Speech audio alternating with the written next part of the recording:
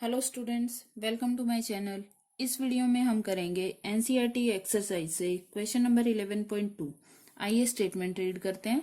The work function of caesium metal is 2.14 electron volt when light of frequency 6 into 10 to the power 14 hertz is incident on the metal surface.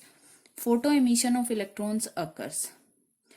देखिए, इस question में हमें caesium metal दिया गया है जिसका work function दिया गया है 2.14 इलेक्ट्रॉन वोल्ट, और इस मेटल के सरफेस पर जब लाइट इंसिडेंट की जाती है जिसकी frequency 6 into 10 to the power 14 hertz है, तब इलेक्ट्रॉन्स का एमिशन होता है। इलेक्ट्रॉन्स का एमिशन कब होता है? जब इंसिडेंट लाइट की एनर्जी वर्क फंक्शन से ज्यादा हो। तो यहां पर हमें गिवन है कि इलेक्ट्रॉन्स का एमिशन हो रहा है।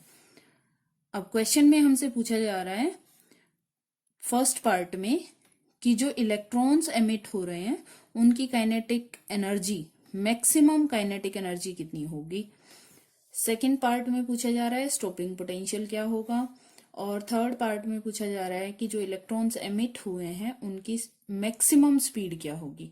मीनिंग मैक्सिमम काइनेटिक एनर्जी से ही मैक्सिमम स्पीड हम कैलकुलेट करेंगे और साथ ही साथ स्टॉपिंग पोटेंशियल कैलकुलेट करेंगे। तो पहले गिवन डेटा को लिस्ट अप कर लेते हैं। हमें दो चीजें दी गई हैं। एक वर्क फंक्शन दिया गया है, वर्क फंक्शन का सिंबल होता है फाई। एनसीईआरटी में जो हम लेकर चलते हैं that is phi. Phi is equal to 2.14 electron volt. और जो इंसिडेंट लाइट है उसकी फ्रीक्वेंसी हमें गिवन है जिसका सिंबल हम ले रहे हैं new, 6 into 10 to the power 14 hertz. Calculate क्या करना है? फर्स्ट पार्ट में मैक्सिमम काइनेटिक एनर्जी जिसका सिंबल मैं ये ले रही हूँ, काइनेटिक एनर्जी मैक्सिमम। और बी पार्ट में स्टॉपिंग पोटेंशियल। स्टॉपिंग पोटेंशियल का हमें पता है क्या सिंबल होता है, वी। वी पोटेंशियल का नॉट हम लेकर चलते हैं, not means cut off potential, ठीक है। और सी में हमें कैलकुलेट करना है maximum speed of electrons, emitted electrons. तो मैक्सिमम स्पीड के लिए वी मैक्स, ठीक है। सॉल्यूशन स्टार्ट करते हैं। सबसे पहले आपको ये देखना है कि एक सरफेस पर जब लाइट इंसिडेंट होती है जिसकी एनर्जी है एच न्यू, फ्रीक्वेंसी दी हुई है, और एच न्यू करेंगे तो हमें क्या मिल जाएगी? इंसिडेंट लाइट की एनर्जी। तो मान लीजिए ये एनर्जी की लाइट इंसिडेंट हो रही है सरफेस पर। इलेक्ट्रॉन के लिए मैंने ये डॉट मेंशन किया है। इस इलेक्ट्रॉन को एमिट होने के लिए कितनी एनर्जी स्पेंड करनी पड़ेगी? अगर ये सरफेस वाला इलेक्ट्रॉन है तो ये एनर्जी स्पेंड करेगा फाई के equal. Phi means work function, जो इस बॉर्डर को क्रॉस करने के लिए उसको एनर्जी स्पेंड करनी पड़ेगी। तो उसको मिली कितनी एनर्जी? H new. उसने स्पेंड कितनी कर दी? फाई।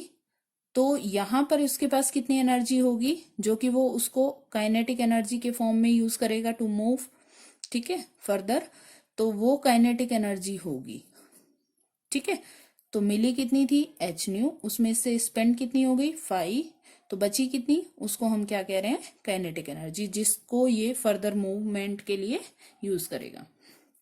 तो फॉर्मूला हुआ kinetic energy maximum is equal to h nu minus phi. अब हमने डेटा को देखना है कौन कौन सी चीजें हमें गिवन है। तो हमें फाई गिवन है जो कि इलेक्ट्रॉन वोल्ट में गिवन है, तो हमें इलेक्ट्रॉन वोल्ट की वैल्यू पता होनी चाहिए। तो 1 इलेक्ट्रॉन वोल्ट होता है 1.6 into 10 to the power -19 joule, ठीक है। तो जब भी हमें कन्वर्ट करना पड़ेगा हम इसको कन्वर्ट कर लेंगे। जैसे मैंने यहाँ पे किया, फाई हमें गिवन है 2.14 इलेक्ट्रॉन वोल्ट, तो इसको जूल में लिखेंगे तो कैसे लिखेंगे? 2.14 इंटू 1 इलेक्ट्रॉन वोल्ट कितना था? 1.6 into 10 to the power -19। तो इससे मल्टीप्लाई कर दिया तो ये आ गया जूल में, ठीक है। फाई हमारा जूल में राइट कर लिया हमने, जो कि एसआई सिस्टम में यूनिट है। एच न्यू, एच की वैल्यू आपको लर्न होनी चाहिए, अदरवाइज एग्जाम में फर्स्ट पेज पे ये गिवन होती है। प्लैंक्स कांस्टेंट की value 6.63 into 10 to the power -34 joule second, ठीक है। ये इसका यूनिट है, तो आपको वैल्यू ध्यान रखनी है। तो एच की वैल्यू क्या है? 6.63 into 10 to the power -34। New जो कि फ्रीक्वेंसी है इंसिडेंट लाइट की, वो ये गिवन है 6 इंटू 10⁻14। तो h की वैल्यू, ये न्यू की वैल्यू, -5। 5 एसआई सिस्टम में लिखना है, तो एसआई सिस्टम में क्या हुआ, 2.14 इंटू 1.6 इंटू 10⁻19, ये वाली वैल्यू। ठीक है, तो दोनों की यूनिट सेम होनी चाहिए। यहाँ पे आप देखिए इसकी यूनिट है जूल सेकेंड और इसकी hertz. Hertz means second inverse होता है। ठीक है, तो ये जूल में आ जाएगा यूनिट, और ये भी किस में है, जूल में। अगर आप इसको इलेक्ट्रॉन वोल्ट में रखते हैं इस वाले फैक्टर को, तो इसको भी इलेक्ट्रॉन वोल्ट में कन्वर्ट करना पड़ेगा, तभी हम इसको माइनस कर पाएंगे।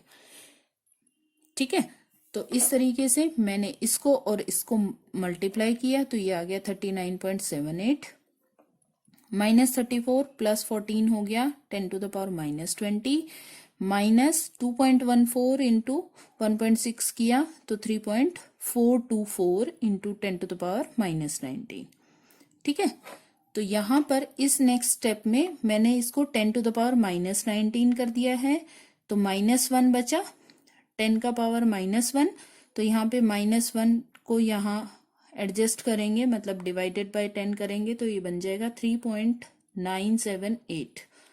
यहाँ पर बन गया 10⁻⁻19 -3.424 इंटू 10⁻⁻19। मैंने -19 इस वजह से किया है ताकि मैं इसको कॉमन ले सकूं। ठीक है, तो ये कॉमन लिया और अंदर में फैक्टर बच गया ये माइनस ये। ठीक है, तो ये सब्ट्रैक्शन के बाद हमें मिला 0.554 इंटू 10⁻⁻19। तो इसको मैंने राइट कर दिया 0.55 इंटू 10⁻⁻19 जूल। आप यहां तक भी सॉल्व कर सकते हैं। अगर आप इसको इलेक्ट्रॉन वोल्ट में राइट करना चाहते हैं तो आप इसको आगे बढ़ा सकते हैं, अदरवाइज ये आंसर भी आपका करेक्ट माना जाएगा, क्योंकि आप एनर्जी कैलकुलेट कर रहे हैं और उसका unit in terms of joule calculate किया गया है। ठीक है, इलेक्ट्रॉन वोल्ट में अगर करना चाहते हैं तो मैंने ये स्टेप मेंशन किया है 0.55 इंटू 10⁻⁻19 डिवाइडेड बाय 1.6 इंटू 10⁻⁻19। मतलब ये जो जूल वाली टर्म है इसको इस फैक्टर से, ई वाले फैक्टर से डिवाइड करोगे तो आपको मिलेगा in terms of electron volt. कैसे, जो मैंने यहां पर बताया था 1 electron volt is equal to this, है ना। तो 1 जूल निकालेंगे तो ये वाला फैक्टर इधर आ जाएगा, ये बनेगा 1 joule is equal to 1/1.6 into 10⁻⁻19 electron volt. ठीक है, तो 1 joule is equal to this much, तो ये जूल करेंगे तो इसको इससे मल्टीप्लाई कर देंगे, we will get 0.55 into 10⁻⁻19 divided by this factor. हमें मिलेगा 0.34 इलेक्ट्रॉन वोल्ट। यहाँ पे भी यूनिट हो जाएगी इलेक्ट्रॉन वोल्ट, जूल को कन्वर्ट कर दिया। तो आप दोनों ही टर्म्स में इसको कैलकुलेट कर सकते हैं। एग्जाम में हमारे पास इतना टाइम नहीं होता कि हम इसको और इस स्टेप के बाद ये भी सॉल्व करें, तो आप इसको स्किप भी कर सकते हैं। अब आते हैं बी पार्ट पे। ए पार्ट हमारा कैलकुलेट हो गया, फॉर्मूला हमें समझ आ गया। अब हम बी पार्ट पर आते हैं, स्टॉपिंग पोटेंशियल कैलकुलेट करना है। स्टॉपिंग पोटेंशियल और kinetic energy, maximum kinetic energy का रिलेशन होता है, ये ध्यान रखना है आपको। तो EV0 is equal to kinetic energy maximum.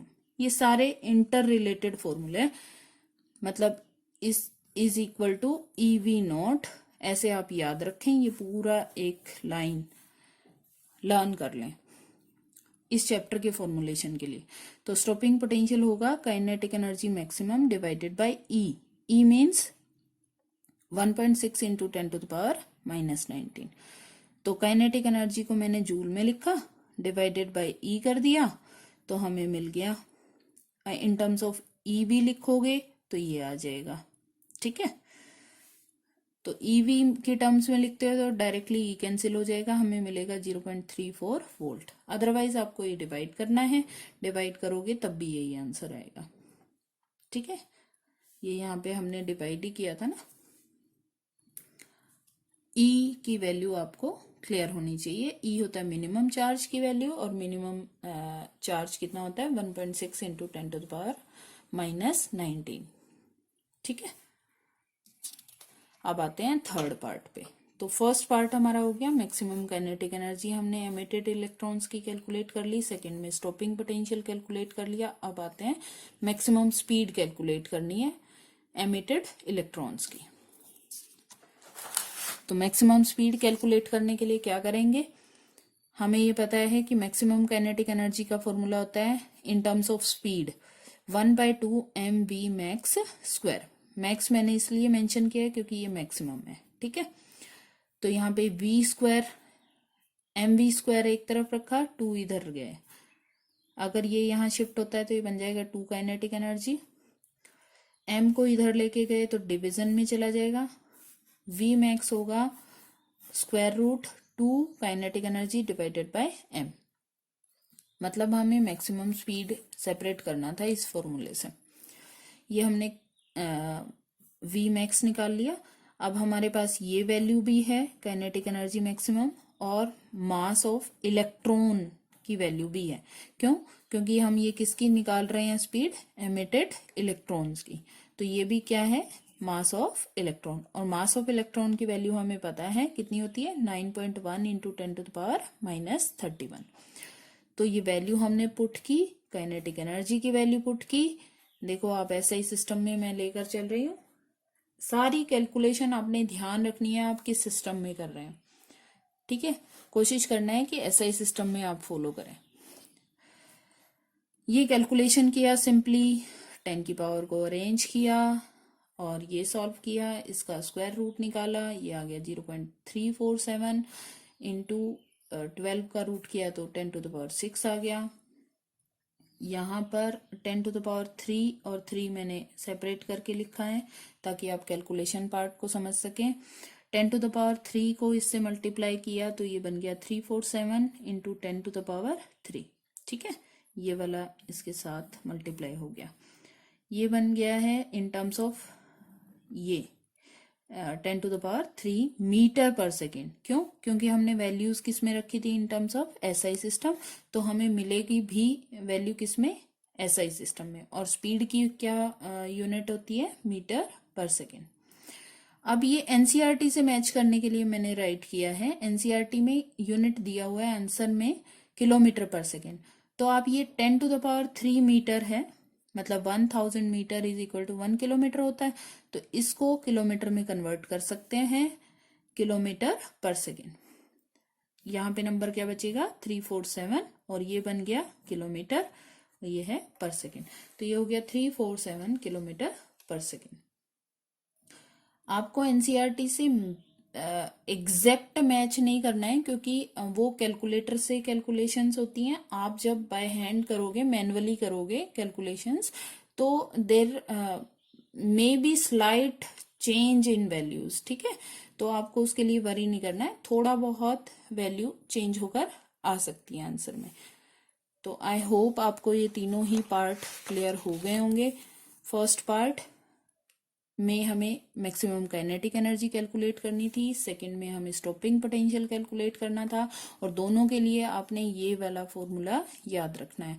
आपने चैप्टर अगर अच्छे से पढ़ा है तो ये आपने रिलेशन बिल्कुल लास्ट में मेंशन कर लेना है कि इस रिलेशन से ही न्यूमेरिकल्स सॉल्व करेंगे हम, और थर्ड पार्ट में फर्स्ट पार्ट से ही कैलकुलेशन कर लेना है। Thank you so much.